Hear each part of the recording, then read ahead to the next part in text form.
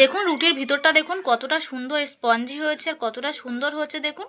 আর আমের গন্ধে তো পুরো ভরপুর হয়ে আছে। আপনারা অবশ্যই একবার আমের সিজনে এই রুটিটা বানিয়ে দেখবেন। নমস্কার বন্ধুরা, নিমকি রান্নাতে সবাইকে স্বাগত। আমরা অনেকেই বাজার থেকে কিন্তু প্রতিনিয়ত পাউরুটি কিনে খাই, কিন্তু এই আমের সিজনে আম দিয়ে কিভাবে পাউরুটি করতে হয় সেই রেসিপিটাই আজকে শেয়ার করব। আর অনেকের গাছেই কিন্তু এখন আম শেষ হয়ে গেছে, কিন্তু আমাদের কাছে দেখুন এখনও কিন্তু গাছ ভর্তি হয়ে আছে আম। নিচে থেকে উপর সমস্ত জায়গায় কিন্তু আম হয়ে আছে। এই যে দেখুন নিচে কত সুন্দর আম হয়ে আছে। আরও অনেকটাই ছিল, আমার ছেলে কিন্তু ছিঁড়ে একদমই অল্প করে দিয়েছে। আজকে রেসিপির জন্য আমি কিন্তু এই গাছের আম ব্যবহার করছি না, এই গাছের আম কিন্তু পাকা শুরু হয়ে গেছে। আজকে আমি অন্য অন্য ভিডিওতে যে আমগুলো ব্যবহার করছিলাম সেই গাছের আম দিয়ে আজকে করছি। তার কালারটা কিন্তু খুব ডিপ, এই গাছের আমটার কিন্তু কালারটা হালকা, তার জন্য নিলাম না। প্রথমে আমি আমগুলোকে মিক্সিতে বেটে নেব। আমটাকে মিক্সিতে পেস্ট করে নেওয়ার পর আমি একটু ওভেনে দিয়ে আমটাকে টাইট করে নিচ্ছি পাউরুটি করার জন্যে। 250 ময়দার জন্য দেখুন আমি এখানে একটা আম পেস্ট করেছিলাম, আর টাইট করে নেওয়ার পর কতটা অল্প হয়ে গেছে। এবার আমি এই কাপে 2 কাপ পরিমাণে ময়দা নেব, তাহলেই কিন্তু এখানে 250 পরিমাণে হয়ে যাবে।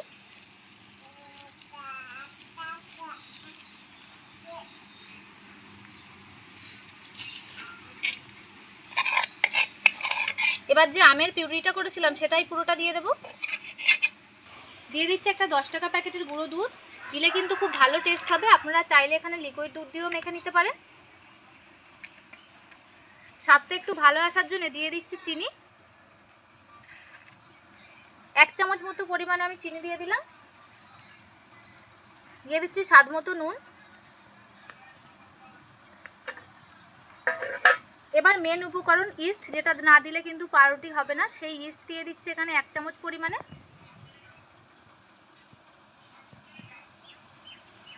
অনেক সময় ইস্ট দিয়ে কিছু করলে কিন্তু আমাদের নাকে একটা বাজে গন্ধ আসে, কিন্তু আম দিয়ে যেহেতু করছি কোনো কিন্তু বাজে গন্ধই আসবে না। দিয়ে দিচ্ছি অল্প একটু পরিমাণে তেল, খুব বেশি পরিমাণ কিন্তু তেলের এখানে দরকার নেই। এবার এই শুকনো উপকরণের সঙ্গে আমি একটু মাখিয়ে নিচ্ছি। এবার বুঝে শুনে আমার একটু হালকা গরম জল এর মধ্যে ব্যবহার করে আমি ময়দাটাকে মেখে নেব। দেখুন আম দিয়ে মাখার পর ঠিক আমার এরকম পর্যায়ে এসে গেছে। আর পাউরুটির কালারটা কতটা সুন্দর আসবে আপনারা দেখেই কিন্তু বুঝতে পারছেন কতটা সুন্দর। দেখুন ময়দা থেকে কালারটা ছাড়ছে। এখানে হালকা গরম জল আমি করে নিয়েছি, সেই গরম জলটা দিয়ে আমি মেখে নেব। আপনারা যদি গুঁড়ো দুধটা না দেন তাহলে কিন্তু এই সময় লিকুইড গরম দুধ দিয়েও কিন্তু মেখে নিতে পারেন। দেখুন হালকা গরম জল ব্যবহার করে ঠিক আমি একটা এরকম ডো করে নিয়েছি, আর একটু মেখে নেব। এটাকে আমি ভালো করে মেখে নিয়েছি। এবার একটু তেল গায়ে লাগিয়ে রেখে এটাকে আমি আধ ঘন্টার জন্য রেস্টে রেখে দেবো। এবার এটাকে ঢেকে রেখে দেবো। ঢেকে কোনো গরম জায়গাতে রাখলে কিন্তু খুব তাড়াতাড়ি এটা ফুলে যাবে। আধ ঘন্টা মতো আমি রোদ্দুরে রেখেছিলাম, আর তার মধ্যেই দেখুন অনেকটাই প্রায় ফুলে গেছে। আর এখন গরমের সময় রোদ্দুরে রাখলে কিন্তু খুব তাড়াতাড়ি ফুলে যাবে। আর একটু এর হাওয়াটা বের করে দিয়ে আর একটু মেখে নেব।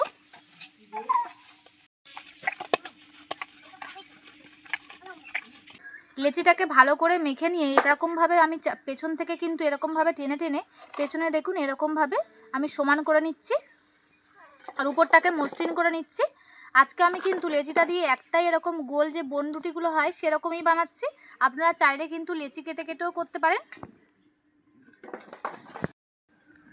আজকে রুটিটা আমি নিরামিষভাবেই বানাচ্ছি, তাই উপরে আমি কোনো রকম কিন্তু ডিমের কুসুম ব্যবহার করছি না। আর রুটিটার যে সুন্দর কালার এসছে এতেই কিন্তু কালারটা খুব সুন্দর দেখাবে। আর কোনো রকমভাবে ডিমের কুসুম ব্যবহার করে কালার আনার কোনো কিন্তু দরকার নেই। আমি একটু তিল দিয়ে হালকা হালকা করে বসিয়ে দিচ্ছি। এটা অপশনাল, আপনারা দিতেও পারেন নাও দিতে পারেন। আর আমের সিজনে অবশ্যই একবার আপনারা এইভাবে আম রুটি বানিয়ে খেয়ে দেখবেন, দারুণ হয় কিন্তু এটা।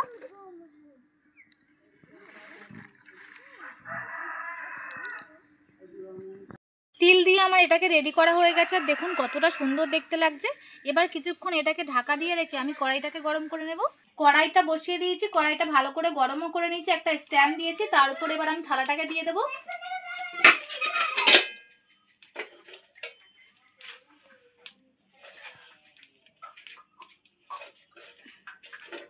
যেহেতু আমি একটাই বড় সাইজের করেছি তাই একটু সরে চলে যাচ্ছে, কোনো অসুবিধা নেই, ঠিক করে দিলে আবার ঠিক হয়ে যাবে। এবার আমি এটাকে ঢাকা দিয়ে নেব, আর খুব অল্প আঁচে এটাকে আমি বেক করে নেব।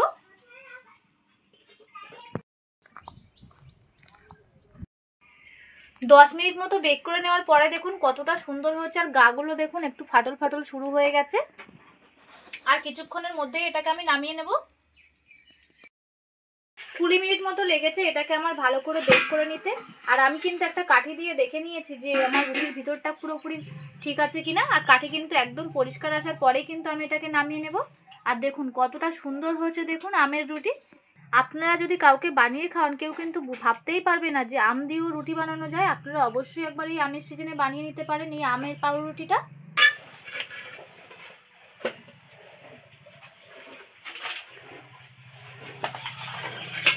আর দেখুন এইখানটা আমি কাঠি গিতে দেখে নিয়েছিলাম, তার জন্য এখানে কিন্তু ছিদ্র হয়ে গেছে। আর বাকি যে এইগুলো কতটা সুন্দর বেক হওয়ার জন্য ফেটেছে দেখুন পাউরুটিটা, ভিতরটা কিন্তু বুঝতেই পারবেন যে একদম স্পঞ্জি হয়েছে। এই ফাটলটা দেখি।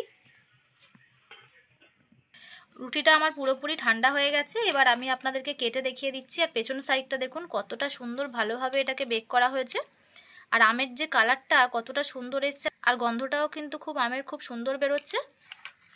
আমের সিজনে আপনারা এরকমভাবে একবার রুটি না বানালে বুঝতেই পারবেন না যে আমের রুটিটা ঠিক কতটা সুন্দর হয়। আর উপর থেকে যেহেতু আমি তিলটা কোনো কিছু সাহায্য নিয়ে লাগাইনি, তার জন্য কিন্তু তিলটা একটু একটু ঝরেও পড়ে যাচ্ছে। দেখুন রুটির ভিতরটা দেখুন কতটা সুন্দর স্পঞ্জি হয়েছে, আর কতটা সুন্দর হচ্ছে দেখুন। আর আমের গন্ধে তো পুরো ভরপুর হয়ে আছে। আপনারা অবশ্যই একবার আমের সিজনে এই রুটিটা বানিয়ে দেখবেন, খুব সুন্দর লাগে। কেউ ভাবতেই পারবেন না যে আম দিয়ে এতটা সুন্দর রুটি বানানো যায়।